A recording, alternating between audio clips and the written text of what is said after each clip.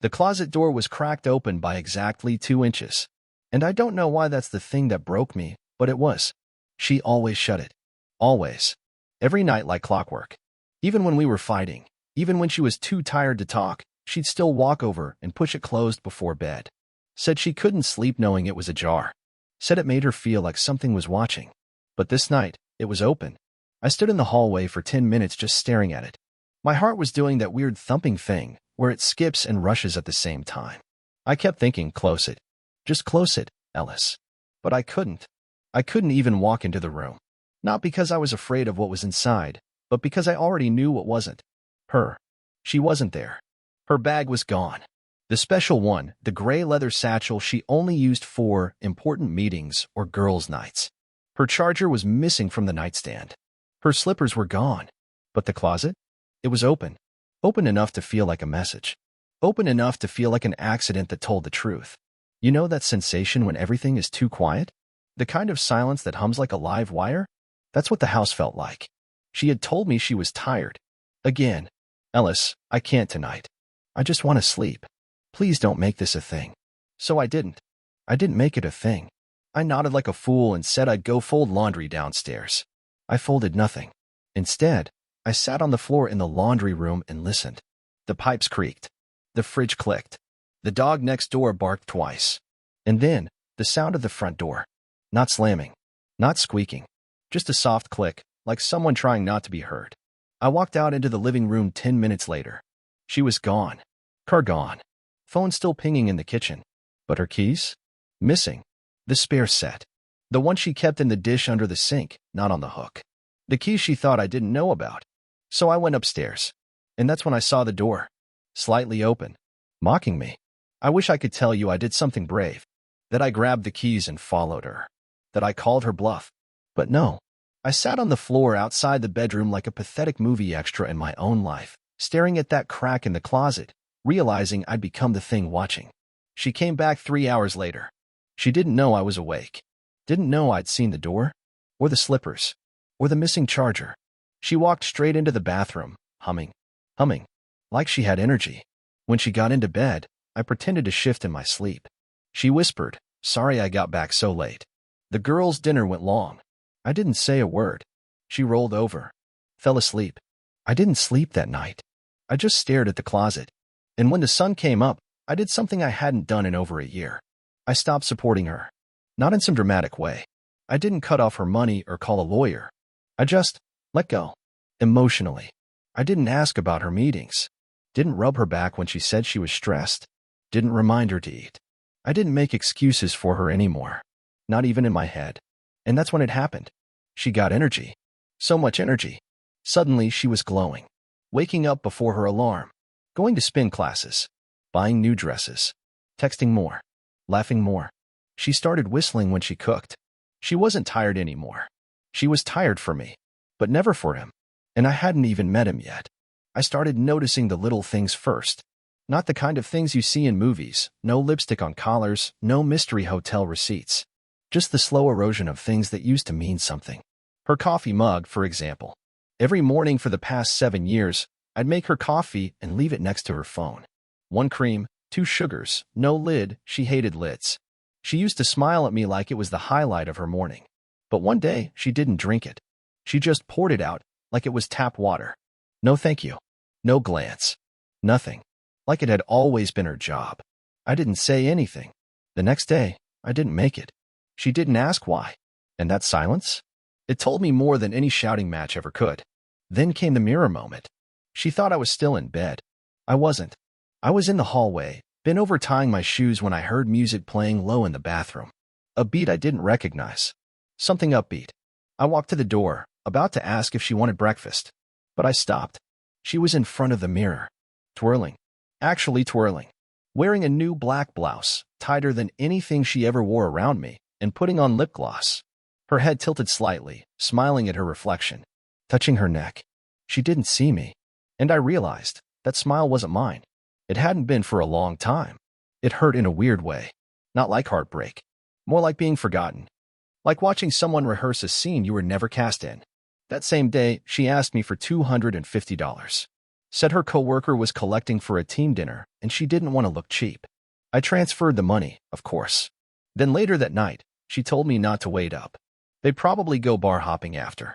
But something about the way she said it, too casual, too rehearsed, stuck with me.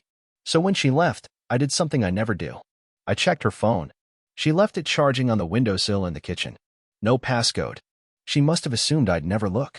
And until that moment, she was right. I didn't go digging through messages or emails. I just tapped on the map's history. I don't know what I expected. Maybe a restaurant name, a shopping mall.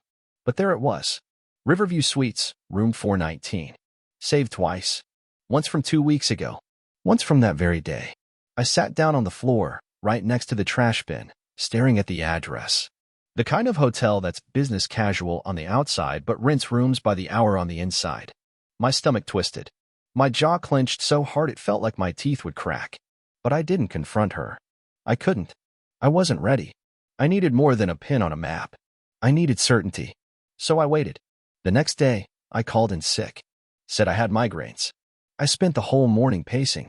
At 4:17 p.m., she texted me, "Don't forget the trash, love you." 3 heart emojis. She hadn't sent heart emojis in over a year. That alone almost made me cry. By 5 p.m., she left the house wearing the same black blouse I'd seen in the mirror. And that was the first time I followed her.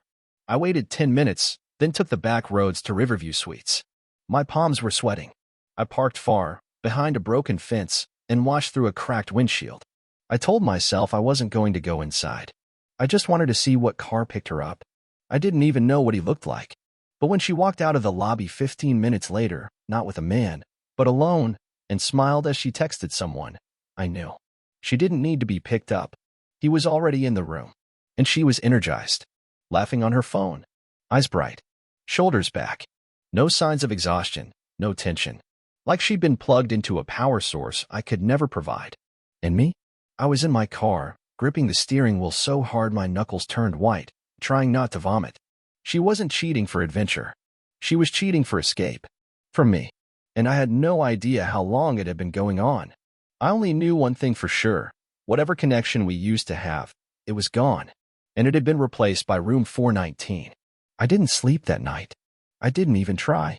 I just sat in the garage in the passenger seat of my own car, staring at the oil stains on the floor, thinking about how the same woman who once cried with joy over our matching hiking boots was now checking into hotel rooms under her maiden name. That part stung. I forgot to mention it. On the map's history, when I zoomed into the hotel listing, I saw her Apple ID name next to the save location. Except it wasn't her name anymore, not the one on our mortgage or the one on the wedding invites. She had changed it back to her maiden name, Janine Rothwell.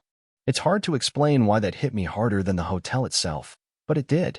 It was like she'd already mentally erased me, like she had packed her identity into a suitcase weeks before and only left behind the version of herself I was allowed to see. The next day was a Saturday. She made pancakes. Actual pancakes. She hadn't cooked breakfast in a year. She even hummed while flipping them. I stood there watching her move around the kitchen like nothing had happened, like she wasn't the same woman who had just spent the previous night in a cheap suite with someone else. At one point, she smiled at me and asked if I wanted syrup. I nodded, and when she walked past, I caught a scent. A familiar one. It was my cologne. Not something similar. Not a knockoff. My cologne. I keep it in the cabinet under the sink in the hallway bathroom. She never touches that one. But it was mine. I knew it by the subtle orange note at the base. I'd worn it since I was 30. No one else I knew used it. And suddenly, it was on her sweater. I wanted to ask. Wanted to scream. But my throat closed up. Instead, I said, "New laundry detergent?" She glanced over. Yeah, might be. It wasn't. That moment flipped something in me. I knew if I didn't do something soon, I'd go crazy. So the next morning, while she was still asleep, I drove back to the hotel. I don't know what I was hoping for. Maybe a front desk clerk who felt like chatting, or a cleaning lady with loose lips. Instead, I got something worse. I sat in my car for half an hour, watching. Just watching. And then, around 10:20 a.m., a man came out of the side entrance. Tall, athletic, mid-30s, maybe a little older, neatly trimmed beard, polished leather shoes. And he was wearing my cologne. Not just a passing trace, he was bathed in it. And not like he sprayed it himself. It clung to his clothes the way a scent does when it's transferred through contact. Prolonged, intimate contact. He got into a silver BMW. Drove off. Didn't look around. Confident. Smooth. Like a man who'd already won something. I followed him. Yes, I know. It sounds pathetic. But I needed to know. I had to see what kind of man she smiled for now. What kind of man made her not tired. I tailed him for 20 minutes until he pulled into a gated apartment complex, one of those modern ones with fancy fountains and pet spas. I parked across the street and watched as he walked inside. No key card. No codes. Just walked in like he lived there. So I waited. At some point, I realized I'd been sitting there for almost 2 hours, gripping the steering wheel like it could hold me together. I started noticing everything around me, the way the clouds moved too fast, the cold air leaking through my cracked window, the faint smell of gas from an old pickup idling nearby. Then, finally, he came back out. Not alone. Janine. Wearing the same black blouse. She laughed at something he said and gently swatted his arm. Then she hugged him. Not a goodbye hug. Not a friend hug. One of those slow, closed-eye hugs, the kind that meant they didn't need to rush. The kind I hadn't gotten in years. She never looked at the street. Never noticed my car. Just got into the BMW with him and drove off. I sat there, stunned. And for the first time in my life, I realized she wasn't cheating on me. I was the man she was cheating on him with. The man she came home to out of obligation. The placeholder. The excuse. That night, she came home like always. Kissed me on the cheek. Asked what I wanted for dinner. I mumbled something. She didn't care.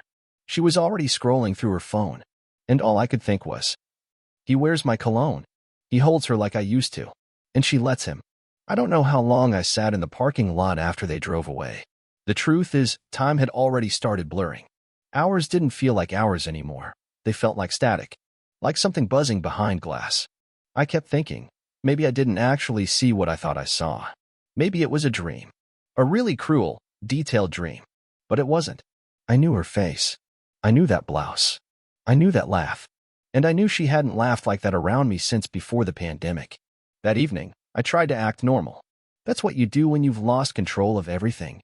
You perform like things still make sense. I vacuumed the hallway, put on a random show, asked her if she wanted a glass of wine. She said no. She said she was cutting back. She said she wanted to feel lighter. That word. Lighter. I don't know why it hit so hard. It sounded like a tiny, accidental confession. Like she'd been carrying the weight of me, and now she wanted to float away. We sat in silence. She was scrolling on her phone, smiling at something. I asked, stupidly, what's funny? She looked up. Oh, just a meme.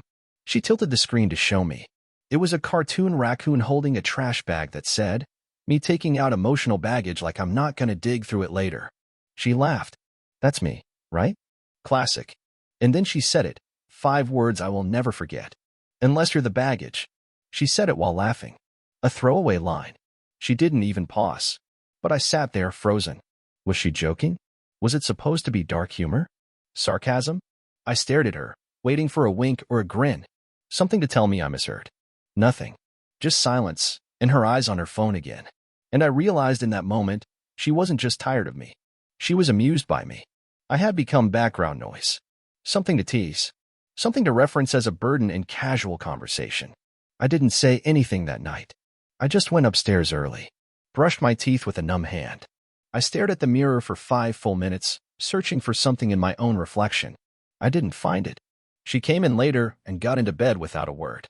She turned on her side, pulled the blanket up, and within a few minutes, her breathing settled into a slow, soft rhythm. Peaceful. Content. Meanwhile, I was wide awake, replaying the footage in my mind like a detective trying to solve his own crime. The hotel. The cologne. The BMW. The hug. Her laugh. The trash bag meme. That was when I realized I couldn't take it anymore. Not the cheating. I could almost tolerate the cheating. What I couldn't tolerate was being erased while still being present. So I did something I hadn't done in years. I messaged her friend. Not one of the fake coworker friends. A real one. Naomi. Janine's college roommate and former maid of honor, the one who used to joke with me like a sister and who suddenly stopped calling a couple years ago. I sent her a single message. Naomi, I need to know the truth. About Janine. Please. I'm not okay. She didn't answer that night. But the next morning, at 7:03 a.m., while Janine was still in the shower, I got a reply. Ellis. I can't say everything. But check the River House. The River House. Janine's boss owned a vacation property upstate. I remembered her mentioning it once, saying they used it for creative retreats and silent resets. I never thought twice. But now it had weight. I waited until Janine left for work. I told her I might go for a walk later. She smiled like she hoped I'd enjoy it. Didn't ask for details. Didn't care. By noon, I was driving north. 3 hours later, I pulled up to the gate of a glass-fronted house with an empty Tesla parked out front. No signs of life. I got out slowly, my legs buzzing with nerves. And then I heard it. Laughter. Not hers. His. It was a man's voice, coming from the back patio. I walked around the side of the house, hands shaking, throat dry. I could barely breathe. And then I saw her, lounging on a chair in sunglasses, laughing, barefoot, holding a wine glass. Beside her, shirtless, was him. Same guy from the hotel. My cologne. My wife. I didn't confront them. I turned around and left. Not because I was weak. I left because if I had stayed, I wouldn't have been able to stay quiet anymore. And once I opened my mouth, I knew something inside me would collapse for good. I didn't cry on the way home. Not because I was holding it together, but because I felt nothing. I didn't feel pain. I didn't feel hate. I didn't even feel confused. It was like someone had hollowed me out from the inside and left the shell behind the wheel. The worst part was how normal everything still looked. The trees. The gas stations. The people driving by with coffee cups in hand, tapping on their steering wheels to the beat of songs I couldn't hear. The world hadn't stopped just because my life had collapsed. That made it feel even more surreal. When I got back home, the living room smelled like lemon-scented cleaner. She must have mopped earlier. A folded blanket sat perfectly on the couch. One of our old photo frames had been rotated slightly, just enough to catch the afternoon light. A picture of us at the Grand Canyon. Her hand on my chest. I was smiling too wide. She was looking into the distance. She came back at 6:22 p.m. carrying groceries. Laid back, energized, chatting about how Trader Joe's was packed and they were out of the oat creamer she liked. I nodded, barely. She kissed my cheek and said, "Glad you got some fresh air. You look lighter." That word again. Lighter. I excused myself and went upstairs. My stomach was a knot of nausea, but I still hadn't said a word.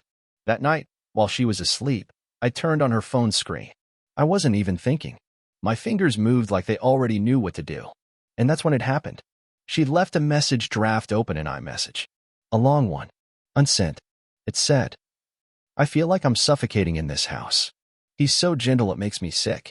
I can't even stand the way he watches me eat. He folds my clothes like a husband from a manual. I don't want to hurt him, but I want out. I want you." It was meant for him. The timestamp said 1:13 a.m. She had typed it the night after I brought her soup when she said she had the flu. She had stared at that screen, thinking about how much she wanted to get away from me, while I wiped sweat off her forehead and placed a cool towel on her chest. I sat there beside her, monitoring her breathing and refilling her water glass. I closed the phone. Slowly. Quietly. And then I made a decision I didn't think I'd ever be capable of. I would stop pretending. But I didn't confront her. Not yet. I wanted to see how far she'd go. I wanted to know if she'd try to lie even when the truth was inches from my face. So the next day, I planned a test. I told her I might go visit my sister in Rochester for a few days. She didn't blink. In fact, she said, "You should. That might be really good for you. Not us. You." I left the next morning at 6 a.m. sharp. Drove just 20 minutes outside of town, then circled back on the service road. Parked my car behind the old tennis club, a place we used to go before the world got quiet between us. I walked home. Through the trees. Through the alley. Entered through the back gate. She'd left it unlocked. The house was still. Empty. I waited. And at 11:34 a.m., I heard the door. She came in, with him.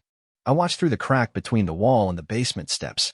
She laughed, full-throated, the way she used to laugh in our kitchen after wine and sushi. He set his bag down, the same gray duffel I'd seen at the River House. She offered him iced tea. He declined. She kissed him. And not shyly. She kissed him like I didn't exist. Like this was their place now. Their safe zone. I couldn't move. I couldn't even breathe. I waited until they went upstairs. Then I crept out through the back again. Quiet. Careful. Holding my breath like the air had betrayed me. When I got back to the car, I sat motionless for a full hour before driving to a motel on the edge of town. I didn't check in. I just parked there, stared at the dashboard, and thought about the man in my home, sleeping in my sheets, wearing my cologne, drinking from my glasses. And I thought about how she kissed him like I never existed. It was no longer a question of if she loved someone else. It was a question of whether she had ever truly loved me at all. I didn't go home for 3 days. I slept in my car, half curled in the back seat like a piece of forgotten luggage. I showered once at a 24-hour gym I still technically had a membership to. I ate gas station sandwiches and drank too much black coffee. I didn't check my email. I didn't answer texts. I didn't even turn on the radio. She didn't call once, not even to fake concern. On the third night, just past 2 a.m., I drove through our neighborhood with the lights off. I slowed down when I passed the house. Every window was dark except one, our bedroom.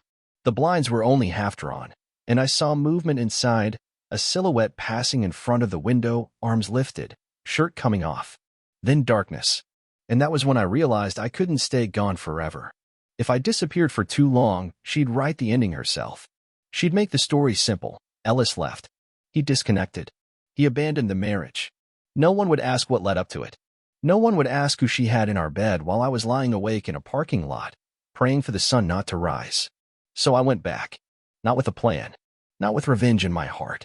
Just with a sick feeling in my stomach and a quiet promise to myself. Watch everything. Say nothing. And wait. When I opened the door, the house smelled like oranges. She always lit those stupid citrus candles when she was trying to hide something. Once when she scratched the car and didn't want me to notice the dent. Once when she accidentally spilled red wine on the couch and tried to clean it with vinegar. Now the smell was strong enough to burn. She was in the kitchen in her robe, barefoot, holding a mug like it was some calm Sunday morning.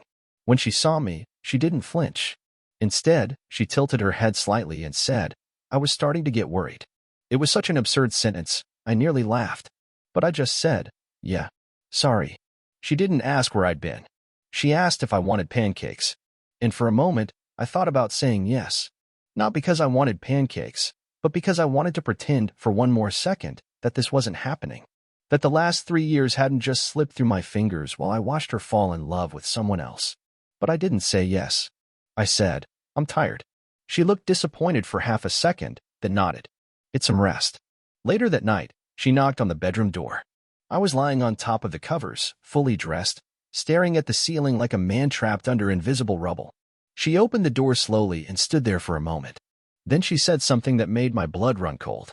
Ellis, do you want to talk? It was the voice she used when she was rehearsing a conversation. Soft, controlled, preemptively sympathetic. I sat up slowly. Talk about what? She walked in, arms crossed tightly over her chest. About us. I feel like something's been off. Off. The woman who had brought another man into our home, who had typed, I want out to her secret lover, who had changed her last name and deleted my existence from her mirror, that woman thought something had been off. I wanted to scream. I wanted to throw every quiet observation into her face, the hotel, the cologne, the river house, the laughter, the unlocked gate. But instead, I said the softest thing I could manage. Do you love me? She paused. I saw her face twitch, just a flicker of something. Calculation? Guilt? Pity? Then she smiled. Of course I do. But she didn't reach for my hand. She didn't sit beside me. She just stood there in the doorway, waiting for me to believe it. I nodded. Not because I believed it, but because I wanted to see how far she'd go to protect the lie. She exhaled and said, Good. That's really good. She walked away. And I lay there in the same position for hours, going back over every word, every glance, every flick of her hair and shift of her tone, dissecting it all like a scientist studying a poisonous plant. The next morning, I found her phone unlocked again. It was on the edge of the kitchen counter, as if she'd left it there intentionally. I tapped it open and went straight to her photos. There were no recent ones. But in the recently deleted folder, tucked behind blurry screenshots and old recipes, I found a short video. No faces. Just her voice, faint and giggling. And his hand, gripping her hip. The background was unmistakable. Our bedroom. The same sheets I had folded. The same lamp she told me was too bright for intimacy. The same nightstand where my wedding ring sat while I showered. And at the end of the clip, her voice whispered something so quiet, I had to replay it 5 times to catch it. Don't wake the husband. Then laughter. Then black. I locked the phone, set it back on the counter, and made myself a cup of coffee. No cream. No sugar. Just black. Like my thoughts. Like the truth. The day after I watched that video, I stopped pretending I lived in a house. It wasn't a home anymore. It wasn't even a shelter. It was a stage. And I was the prop she hadn't gotten around to replacing. Everything around me started to feel artificial. The sound of her voice, the hum of the fridge, the framed photos still hanging in the hallway, where we were smiling, holding hands at weddings, laughing in places I didn't even remember being happy. I started walking slower, moving quieter, watching her more than I spoke. She didn't notice. That night, as we sat across from each other at dinner, some overpriced takeout she claimed was a treat for us, I asked her a question I already knew the answer to. When did it start? She blinked, almost like she forgot I was capable of speaking full sentences. What? The other man. When did it start? She chewed slowly. Too slowly. I could see the math behind her eyes, the calculations spinning. She set her fork down gently, folded her hands like she was about to say a prayer. Ellis, she said, why would you ask something like that? Because I need to hear what kind of liar you are. The words shocked even me. I wasn't trying to be cruel. I just wanted clarity. I wanted to know whether she would deny it entirely, admit a sanitized version, or finally tell the truth. But she didn't do any of those things. She smiled. That small, rehearsed, corporate apology kind of smile. And then she said something that I will never forget until the day I die. You're not exactly blameless, you know. She didn't raise her voice. She didn't curse. She didn't cry. She just said it like it was a bullet I deserved to take in silence. What did I do? I asked. My voice cracked. My hands were shaking now. You disconnected, she said. You stopped trying. You were always quiet. Always tired. Tired. She was calling me tired. I let out a short laugh. Not because anything was funny, but because I finally understood. She'd built an entire alternate reality where I was the one who checked out, where I was the ghost, where she was the one left unloved. I had folded her laundry, memorized her schedule, packed her lunches, paid every bill, and yet somehow, I was the one who had failed. She stood up from the table. I'm going to bed, she said, as if nothing monumental had just happened. I didn't follow her. I stayed in the kitchen with a half-eaten meal, staring at the flame of a flickering candle. My body felt like it didn't belong to me anymore, like I was occupying it temporarily, waiting to be replaced by something stronger. That night, I didn't sleep. I sat in the guest room, scrolling through every file on my laptop. I wasn't looking for anything specific. I just needed to remind myself of who I used to be. I found an old video from the second year of our marriage, a clip of us building an IKEA bookshelf and laughing every time the pieces didn't line up. In the background, she was dancing to some pop song and pulling me into the frame. It felt like watching strangers, people who didn't know what was coming. And then, at 3:11 a.m., I heard her voice. She was talking on the phone, not loudly, but not whispering either, just soft enough that I wouldn't hear unless I was already awake, which I was. I got up, barefoot, and crept down the hall. Her door was open an inch. I don't know. He asked tonight, she said. Silence. Then, no, I didn't say anything. I think he already knows. But I can't tell him. Not yet. Not while I'm still. The voice on the other end cut her off. I couldn't make out the words, but I heard the way she responded. Soft. Apologetic. Familiar. I know, she said. I miss you too. She paused, then whispered something lower. I leaned closer to hear. He's just fragile. I can't push too hard, or he'll break. She said it like she was worried about a pet. Not a person. Not her husband. That was when I knew she had moved on emotionally long before she ever touched him physically. She was already living a different life, and I was just a delayed obligation she hadn't worked up the nerve to sever. I backed away from the door before she could hear me breathe. And for the first time in this entire unraveling, I realized something had changed inside me. Not a burst of rage or defiance, but something deeper, something sharper. I wasn't going to give her the ending she wanted. She wanted me broken. She wanted to walk away while I fell apart, so she could play the victim when people asked what happened. She wanted the kind of heartbreak she could weaponize later, when the story became gossip and sympathy was currency. No, she wasn't going to get that. I was going to stay, and I was going to watch. And when it all collapsed, she'd finally have to look me in the eye. And no, I saw everything. It didn't end with a fight. No yelling. No suitcase flying down the stairs. No neighbors watching from behind curtains. I think that's the part that surprised me the most. After all the silence, all the tension, all the betrayal, it ended like a door being quietly closed. Not slammed. Not locked. Just closed. The next morning, I made breakfast. I made 2 plates, just like always. I didn't say anything. She didn't either. We ate in silence, the clink of forks the only sound between us. She scrolled her phone with one hand and sipped coffee with the other. I just watched the steam rise from my eggs and thought about how many mornings I had mistaken this for love.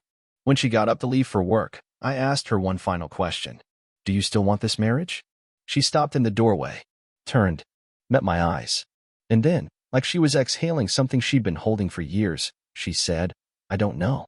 And for the first time since this all began, I felt calm. I nodded. Okay. She left. I didn't chase her. I didn't cry. I didn't feel small. I felt weightless. Not the kind of weightless that comes from being lost, the kind that comes from finally dropping something you were never meant to carry. That afternoon, I packed a bag. Not out of spite. Not in secret.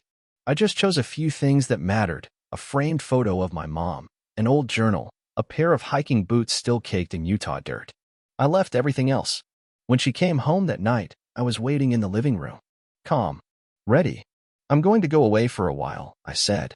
Don't worry about me. You can have the house. She didn't say anything. She stood there, stunned, her keys still in her hand. I think we broke a long time ago, I added.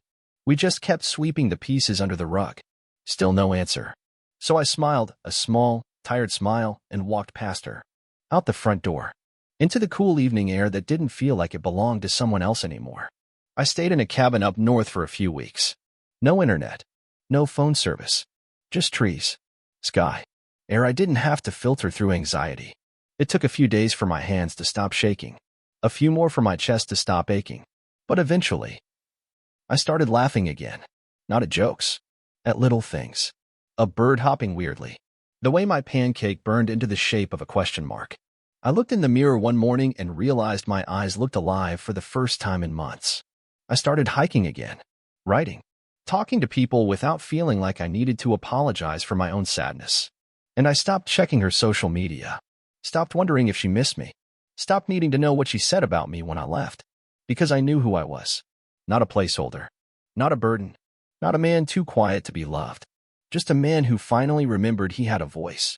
And the peace didn't come from confrontation. It came the moment I stopped begging for someone else to see me and started seeing myself.